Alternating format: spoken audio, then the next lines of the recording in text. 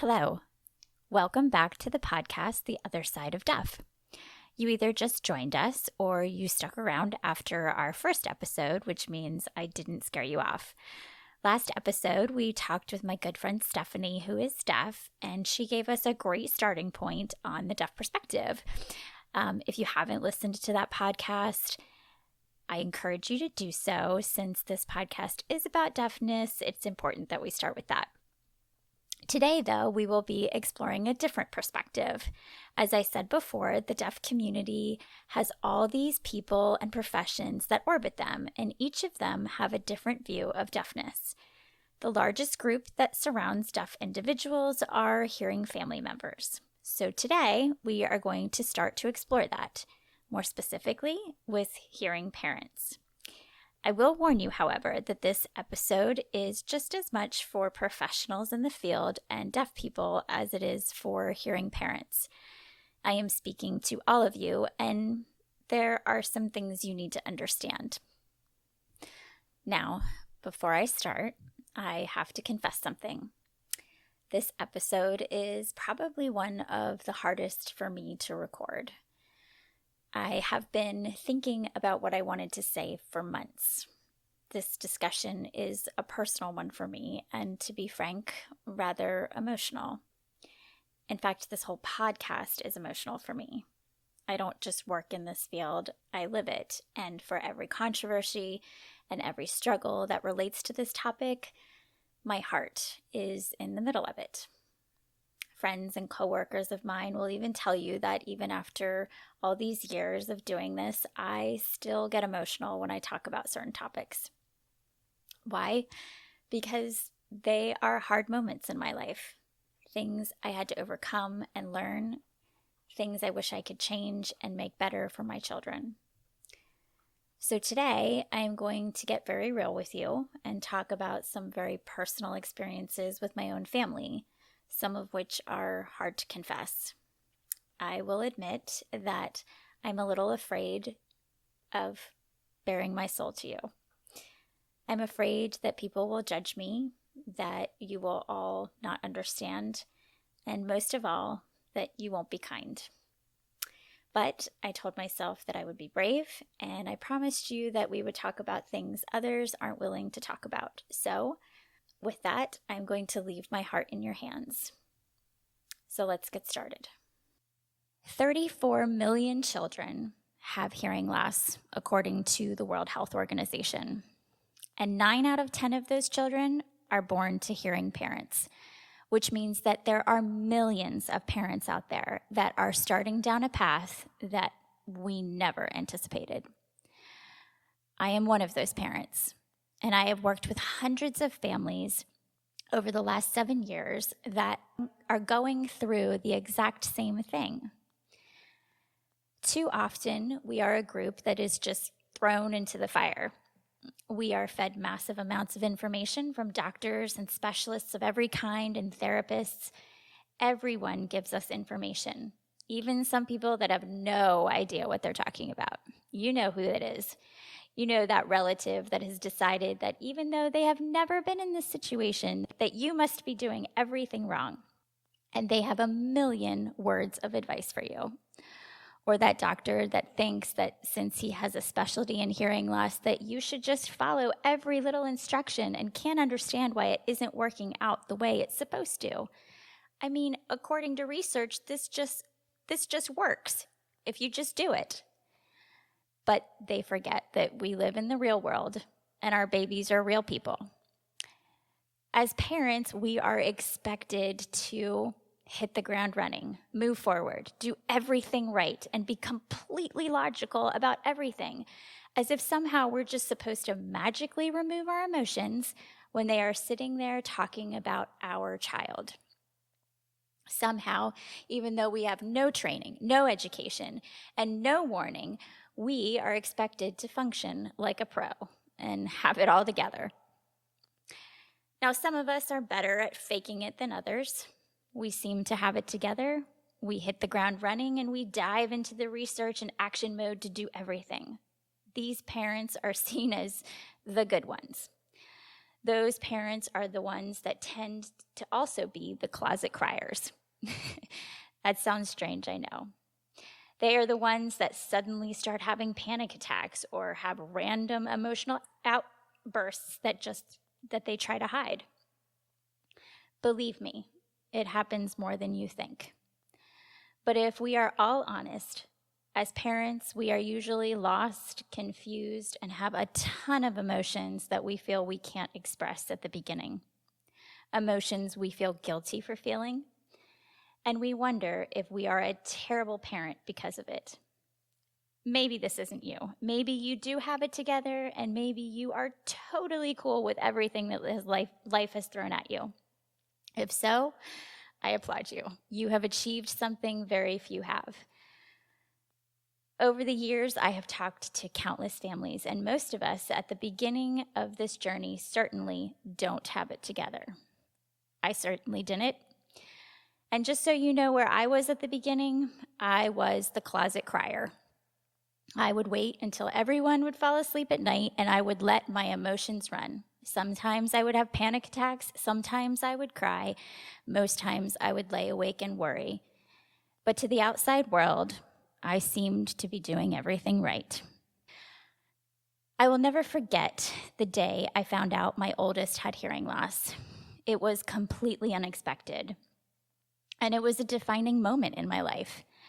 I won't go into the details of the day, and I don't want to bore you, but I am willing to bet that every hearing parent out there remembers the day they found out too. There are different reactions to all this. Some say that we have stages of grief. Some people describe it as the Welcome to Holland poem. Personally, I don't relate to any of this. For me, it was like someone shook my Etch-a-Sketch. I know it sounds weird, and some of you are probably young enough that you don't know what an Etch-a-Sketch is. For those of you who don't know, an Etch-a-Sketch is a children's toy that you use knobs to draw pictures, and then when you're done, you shake it up and it erases. Well, when I was pregnant with my first, I drew a picture in my imaginary Etch-a-Sketch. You see, I had all these visions of what my child's life would look like and how it would play out. A movie montage in my head that had all the great highlights of my family life that was to come. And now, someone shook the picture, and it became all blurry. Yes, the structure and the basics were still there, but the details were all fuzzy. What was my child's future going to look like? What would he need? Will he have friends? What will his education look like? I had so many questions. Now, to a deaf person, they may seem like stupid worries. Of course, you can do all these things. Of course, you can have a normal life. Of course, you can have all of these normal childhood memories. But for me, and for many other parents, we have no idea. We don't know very many deaf people. We don't know what this is going to look like. Someone shook our Etch-a-Sketch. Now we have to redraw our vision. And honestly, we don't know where to begin. I've had a lot of time over the years to reflect on my emotions. They have certainly changed over the years. I still have a lot of questions, but my attitudes have changed. I am very close to my children. Both my daughter and son have severe to profound hearing loss, and so the world of deafness has become a central part of my life. I have always tried to be open and honest with my children about my experiences and my feelings, in hopes that they will also express their feelings to me as well. Perhaps that's wrong, but I feel like when I show my vulnerabilities to my children, they learn that they don't need to be perfect either, that we are all learning together and growing together, that it is okay to have mixed emotions about things. This has caused both my children to have some pretty hard and honest conversations with each other and with me.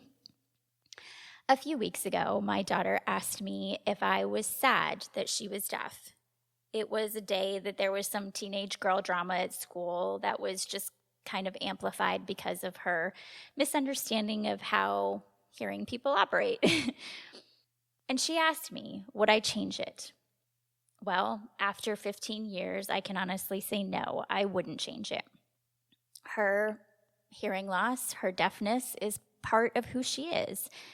And if I change that, I change her, and that would be terrible because I may be biased, but I think she's pretty awesome. But I did tell her the truth, that I was sad at the beginning. She, of course, immediately felt like I was sad because she wasn't perfect. But as I really thought about it, I realized, no, I never thought of my kids as less than perfect. And all my emotions stemmed from one place: fear. Fear of the unknown. Fear my child would be rejected or bullied. Fear that they would have a hard life. Fear that they wouldn't be happy.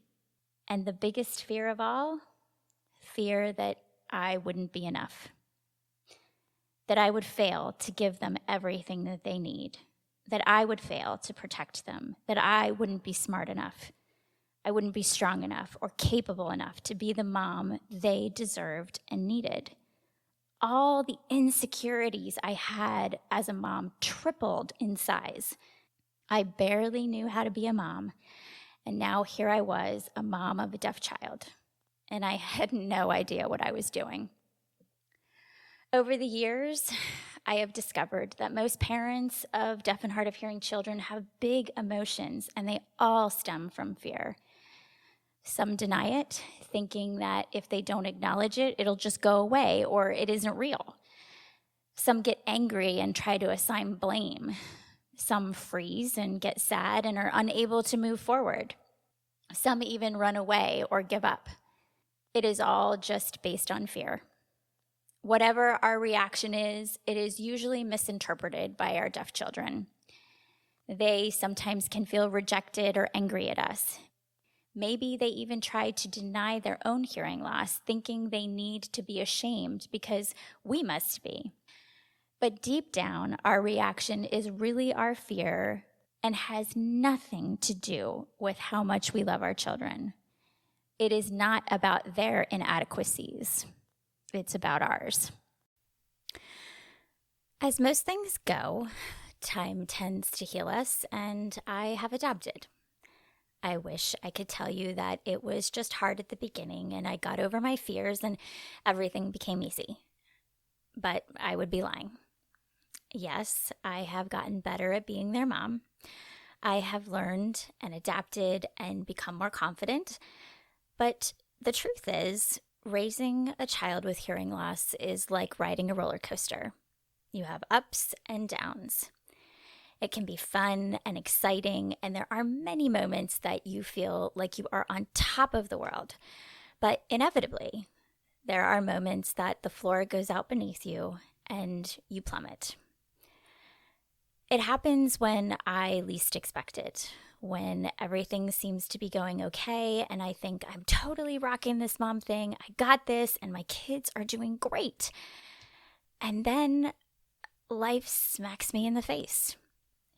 It happens when I find out that my child has lost even more hearing, and I have to console them. When they don't get invited to a friend's house because the parents are afraid they won't be able to communicate, so they leave them out. When my child has a deaf identity crisis and are yearning to fit in, and I have to blindly guide them through it, not knowing what to say or do. There are moments of pure anger and defensiveness when a coach tells my child they can't be on a team because they're deaf and I have to fight for the right to do so. Or when a teacher refuses to accommodate their needs, or even worse, purposely embarrasses them. Or when a doctor talks over them and doesn't even make eye contact, or when a family member or friend ends up tossing them aside because it just isn't fun learning sign language anymore and they don't want to try. It is hard to keep my head up, to have confidence in myself that I can teach them something I am trying to figure out on my own. It is hard to shield my children from the dangers and the ignorance of the world, and I just have to hope and pray that they're going to be okay. But I persist in it all. Both my children and I continue to stumble through it all. And over the years, as a family, we have learned to remind each other that others don't define who they are, and they certainly don't get to tell them what they can and cannot do.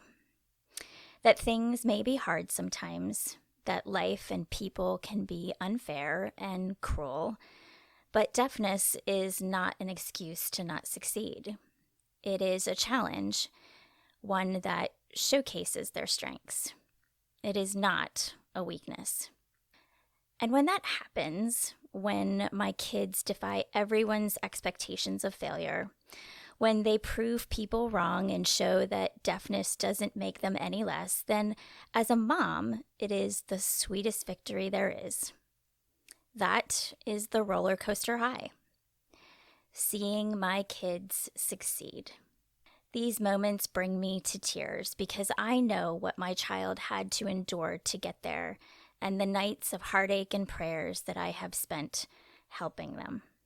Now, I know that so far I have painted a bleak picture, and I don't want to leave you with that.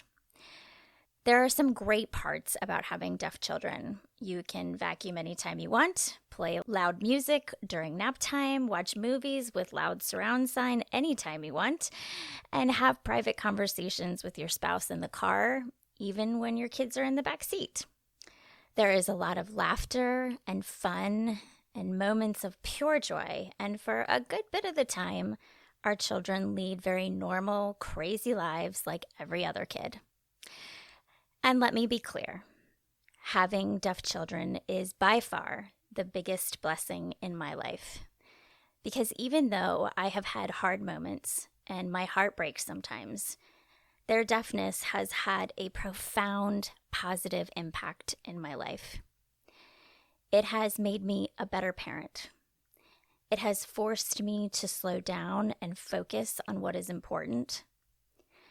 Their deafness has made me have empathy and understanding I never had before.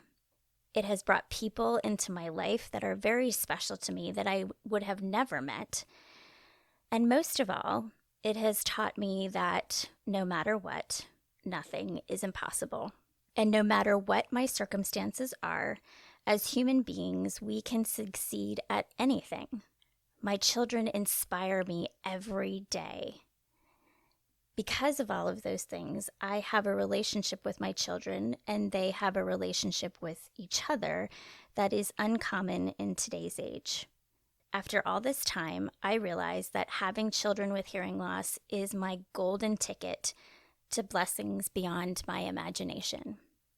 Every tough moment and difficult conversation is worth it. It is the ride of my life.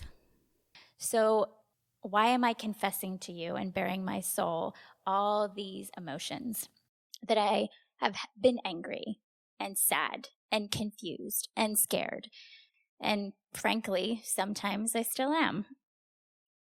That I felt guilty for having these feelings because I convinced myself that if I were a better parent, I wouldn't feel like this. Well, I tell you all this because I want to mend some hearts today and hopefully maybe ease some of those fears. So, if you are a parent of a child with a hearing difference, let me just tell you, you are not alone. There are thousands of us out there, millions even. You are allowed to have these emotions. You are not a bad person for having them. Your feelings are actually quite normal. But I encourage you to face these emotions, whatever they are. Find someone to talk about it. Talk to your spouse, a therapist, or a friend, or find another parent that has a child with hearing loss to talk to. Work through those fears and emotions you have and come to a place of acceptance. Your child needs to know that you accept them for who they are, that you love them, that their deafness doesn't make them less than. Don't let your fear stop you from having the life you always wanted with your child. And remember, you got this. You can do this. Your child will be okay. If you are just starting this journey, I can tell you that 10 years from now, you will look back and think, why did I worry so much? You will be able to turn around and lift other parents up and assure them that they will be okay, and you will be the old pro at this. And just remember, you will get better at this. It is all new, and it is okay to not know what you're doing at first. Keep working at it, keep trying, and for God's sakes, give yourself some grace. You don't need to be perfect. You just need to love them and do your best.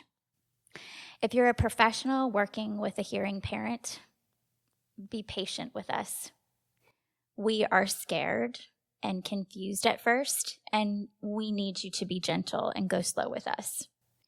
We didn't go to school for 4 to 8 years for this. We don't know all the acronyms and terms that you use without thinking. We have no idea how to read an audiogram at first. What kind of hearing technology is out there? We barely remember that 8th grade biology lesson on how the ear works. So be patient. Explain things to us and give us hope and confidence that it will all be okay. If we don't respond with doing all the right things, don't get angry with us. We probably didn't even process the information because we were so overwhelmed. And most of all, don't give up on our children because of our reactions.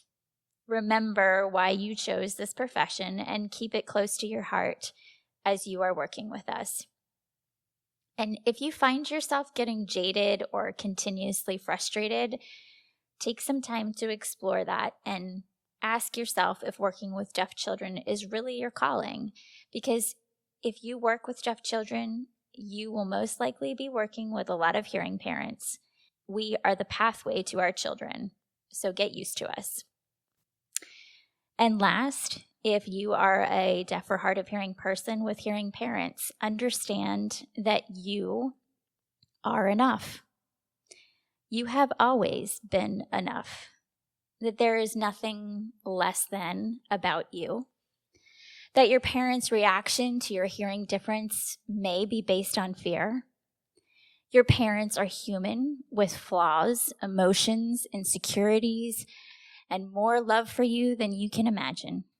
We are learning as we go, and there is no playbook here. We are doing all these things even with our fear and stepping out and trying to be brave and trying to do the right things. We fear we can't protect you from this cruel world and that you will see us as other, as not enough for you. So give us grace in all of this. Forgive us our mistakes and help us through this. Okay, so I know I talked about a lot of heavy topics today. I promise other episodes of this podcast will have more fun moments, but I feel like it's important for us to get serious and talk about all the things others are too afraid to say. It took me a long time to have the courage to start this podcast. Throughout this, I will be asking a lot of questions, but I'll also be bearing a part of my soul with all of you. Hopefully it is helpful. Hopefully you'll be gentle. And hopefully it allows you to see the people around you differently. I started all of this because we all need to be honest about the emotions and the things going on in the deaf community and seek to understand each other. We need to have grace for ourselves and for others. We need to work together to change the world to be a better place for the deaf community. But like all things, the best place to start to make real change in the world is with ourselves. So let's do better to confront our fears. Let's do the hard work together. Let's have those hard conversations. And let's make this place better for all of us. So I'm going to end there for today. If you like this podcast, don't forget to subscribe, like, and share with your friends. Stay tuned for future episodes where we will explore all sorts of different topics and hopefully bring all of us closer together and make some big things happen. But for now, I'm signing off. Till next time.